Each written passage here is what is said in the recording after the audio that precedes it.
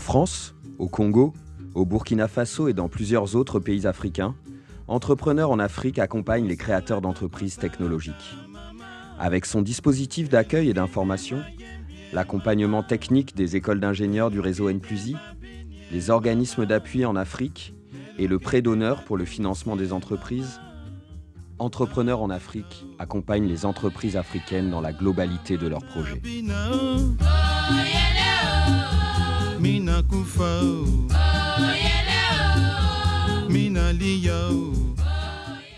Le public cible d'Entrepreneurs en Afrique est tout entrepreneur qui a un projet de création d'une entreprise avec une composante technologique. Je me présente, je m'appelle Mouélé Jean-Hervé, je suis de nationalité congolaise, j'ai 48 ans, je suis issu de l'école d'architecture de Paris-La Villette, donc j'ai obtenu mon diplôme d'architecte en 92. Je suis resté comme tous les éléments de la diaspora, essayer de travailler en France, donc j'enseigne en tant que professeur de technologie de construction et de dessin industriel dans un lycée professionnel. J'ai postulé pour pouvoir enfin créer une entreprise qui va exclusivement faire de la terre compressée. Mon offre à moi, elle est globale, elle part de la conception jusqu'à la construction. Il y a la possibilité effectivement de réfléchir sur la terre différemment ou de réfléchir sur le végétal différemment. Donc c'est l'opportunité qui est là de dire qu'on peut effectivement poser la question de développement et poser la question de la formation. Ce qui nous relie tous ensemble, c'est l'idée de voir aboutir un projet. Les chercheurs, c'est des gens qui ont une idée en tête et puis après, ils mettent en place des mécanismes, des processus pour que cette idée devienne réalité. Donc on est presque avec les chercheurs dans la même démarche. C'est un projet très global entre les institutions qui aident à financer ce genre de projet, un entrepreneur qui veut monter, qui a une idée, et puis quand on voit sur ce projet-là, il y a aussi l'intervention de MECO-Concept, donc une petite entreprise de la région. MECO-Concept, en fait, sa vocation, c'est de faire donc, de la recherche autour du matériau terre et ensuite de diffuser le savoir. Donc nous, on invente les machines, on fait de la recherche et après on transmet notre savoir à des artisans qui veulent éventuellement s'approprier notre système. Ouais. Bon, la première spécificité, c'est cette rencontre. Rencontrer qui? Un opérationnel, un professionnel. On a bien dit que c'est un architecte. Donc ça, c'est la deuxième exigence qui a été la mienne. Parce que dans ce genre de choses, il ne faut pas rater le coup. Il faut réussir avec, effectivement, pas un spécialiste, mais quelqu'un qui connaît les questions qui se posent. Un détail, c'est au moment où il fallait ramener les échantillons sur Toulouse. N'eût été la présence donc, de Jean-Hervé Mouélé, ces échantillons ne seraient jamais revenus ici. Aujourd'hui, on ne serait pas à mesure de savoir si ce projet pouvait prendre la route à partir des échantillons du Congo. Donc la connaissance sociétale, c'est une connaissance très très importante. Il faut que ce projet aboutisse. Parce qu'il y a plein de monde, plein d'enseignants, plein de personnes qui ont adhéré au projet. Et donc c'est déjà une bonne chose. Ça nous met dans une position d'obligation de résultat. Écoute, mon vieux, voilà. Bon retour. Bon retour. Et puis... au téléphone. Au téléphone. Ok.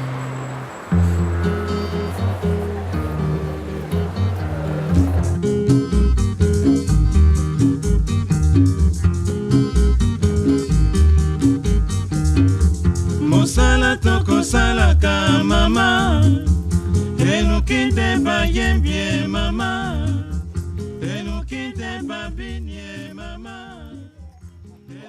Prends le couteau avec dans quoi là, tu montes un peu. Attends, excuse-moi. Voilà, ça c'est bon. Ça c'est bon. Attends. Le cadre moyen ne peut pas facilement réaliser ou bâtir une maison dans le département à moins de coûts. Parce que nous avons le problème d'achat de ciment, le problème d'achat de fer à béton, et bref, en fait, tous les matériaux de construction posent problème. Or, la technicité que M. Mouélé apporte dans le dépôt Niari, c'est là où, à moins de coûts, le Congolais moyen peut facilement avoir un logement. Ce projet, pour nous, il est très important. Il va régler un certain nombre de problèmes. Vous savez que le département du Niari sort d'une situation catastrophique suite aux événements que nous avons connus dans notre pays.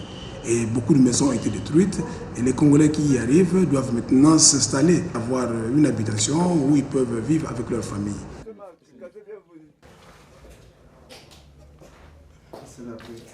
Cette terre a été approuvée pour fabriquer des briques adéquate et répond avec la conception de la machine. À propos de machine, ouais. Une machine peut employer combien de techniciens? Et puis, est-ce que, tout à l'heure on a parlé de 50, donc ça fait 50 emplois, forcément.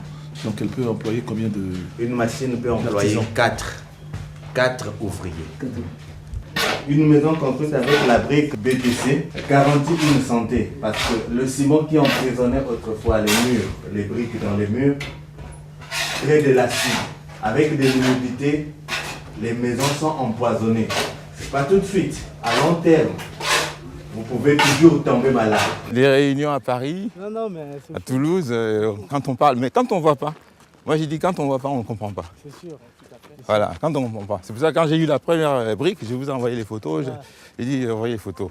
C'est fou, hein. Et nous qui débaillons bien, maman. Et nous qui débaillons bien, maman.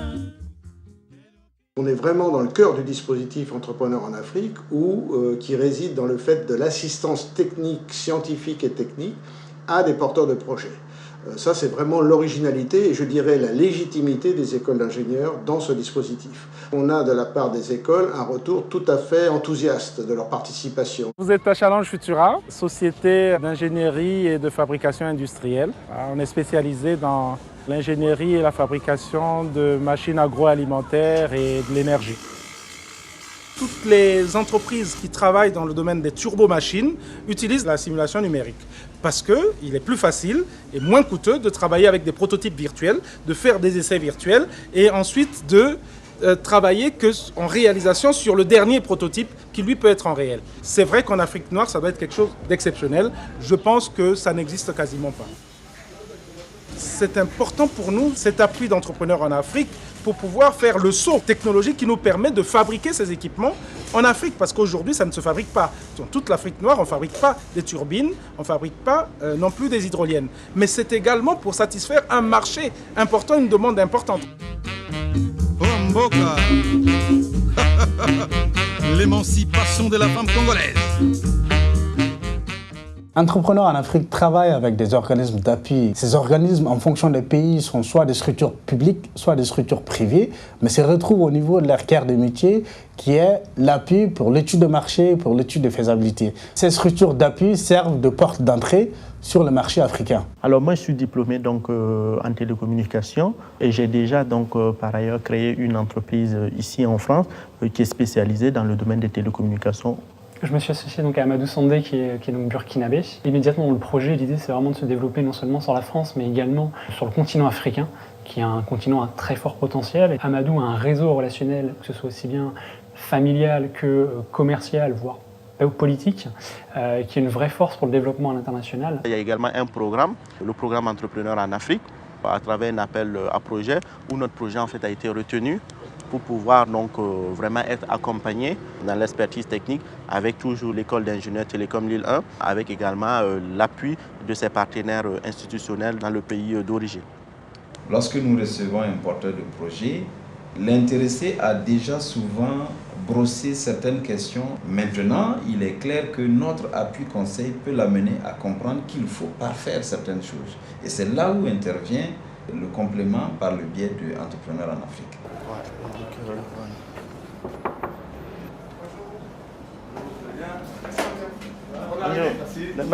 Bonjour, ça va bien, et toi? Ça va? C'est ça la box. Voilà à quoi ça ressemble en fait. Donc là en fait c'est un autocommutateur par exemple. Une entreprise qui n'a pas assez de moyens, qui veut utiliser des solutions de téléphonie IP, n'est pas forcément obligée d'aller vers des grandes marques. Si l'entreprise a devant elle un interlocuteur qui lui propose des solutions qui s'intègrent et qui répondent à ses besoins, je me dis que l'entreprise ira vers cette solution. C'est de capitaliser et c'est de gagner en termes de rapport qualité-prix et pouvoir travailler convenablement.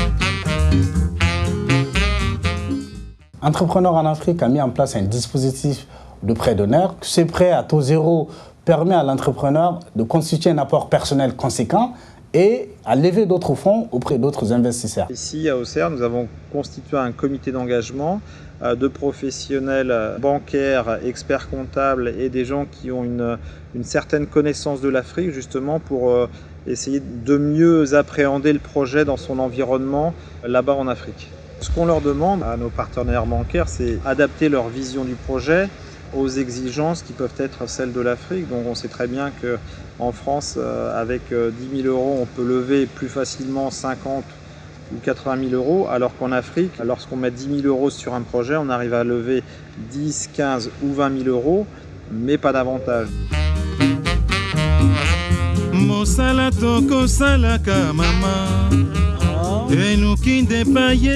L'objectif principal d'Entrepreneurs en Afrique est donc de contribuer à faire émerger des PME technologiques en Afrique. Entrepreneurs en Afrique a été financé dans le cadre de la politique française de développement solidaire par le ministère de l'Intérieur. Son pilotage a été confié à Campus France. Le programme Entrepreneurs en Afrique est particulièrement intéressant pour le ministère de l'Intérieur dans le cadre de sa politique de développement solidaire parce que justement, nous nous intéressons à l'appui des migrants au développement. Avec le programme Entrepreneurs en Afrique, nous pouvons toucher cette catégorie particulière qui est celle des migrants entrepreneurs. On bénéficie par ce programme de l'expertise de migrants très qualifiés, formés en général dans les écoles d'ingénieurs en France, pour créer des entreprises à vocation technologique en Afrique. Donc ça permet de valoriser à la fois leurs études, c'est pour ça qu'on l'a confié à Campus France, et puis de s'appuyer sur l'expertise des écoles d'ingénieurs qui peuvent expertiser le projet de création d'entreprise. Et c'est la force du réseau N+I. Ce projet qui fait le lien entre l'économie, la recherche et puis le social, je pense que tout le monde est gagnant. Avec Amadou, mon associé, on a su se retrouver sur des valeurs. L'entrepreneuriat, je ne vais pas dire que ça a réuni les hommes, mais on n'est pas loin de ça. Entrepreneurs en Afrique accompagne une grande diversité de projets. Nous aurions pu également vous parler de la fabrication d'huile essentielle au Congo, des confitures haut de gamme au Togo, du centre de dialyse au Congo ou de l'électrification rurale au Cameroun.